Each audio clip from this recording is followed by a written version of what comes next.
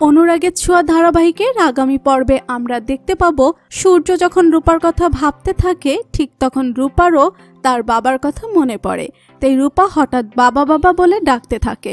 রূপার মুখে বারবার তার বাবার কথা শুনে দীপা বুঝতে পারে যে রূপার এখন তার বাবাকে বড্ড প্রয়োজন, কিন্তু কোথায় আছে ডাক্তারবাবু তা জানে না কেউ।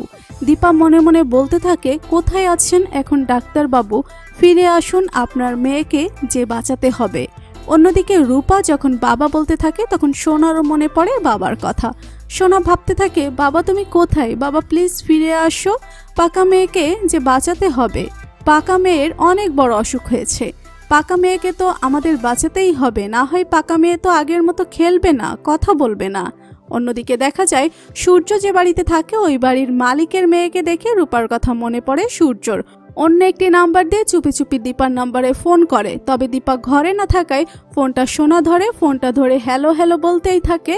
ফোনের ওপাশ থেকে যখন কোনো সারা শব্দ নেই, নিশ্চুপ, তখন সোনা ভাবতে থাকে তার বাবা নয় তো ফোনের ওপাশে, তার বাবা তো তাকে এইভাবেই ফোন করত যখন সে তার মায়ের কাছে থাকতো। তখন সোনা আবারও সেই নাম্বারে ফোন দিয়ে বলতে থাকে, বাবা তুমিই কি ফোন করেছো, তুমি কি আমার কথা শুনতে পাচ্ছ বাবা, পাকা মেয়ে খুব অসুস্থ, পাকা মেয়ে আর বাঁচবে না বাবা, তুমি ফিরে এসো। একথা শুনেই উতলা হয়ে ওঠে সূর্য।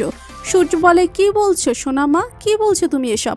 তখন সোনা বলতে থাকে, হ্যাঁ বাবা আমি ঠিকই বলছি, পাকা মেয়ের ভীষণ অসুখ, পাকা মেয়ে আর বাঁচবে না মনে হয়, বাবা তুমি ফিরে এসো প্লিজ, তুমি না এলে পাকা মেয়েকে কেউ বাঁচাতে পারবে না, তুমি ফিরে এসো।